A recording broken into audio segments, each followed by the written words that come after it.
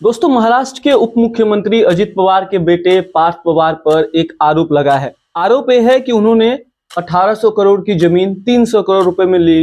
ये पूरा मामला पुणे के मुंडवा कोरेगांव पार्क में 40 एकड़ की जमीन को लेकर ये पूरा मामला है। मामला यह है कि इस जमीन की जो कीमत है वो बाजार की कीमत के अनुसार लगभग 1800 करोड़ रुपए है, जबकि अजित पवार के जो बेटे पार्थ पवार है उन्होंने इस पूरी जमीन को 300 करोड़ रुपए में ली है। सोचिए, आधे से भी कम में। पूरी डील जब से सामने आई है, महाराष्ट्र की राजनीति में एक बड़ा भूचाल सामने आया है।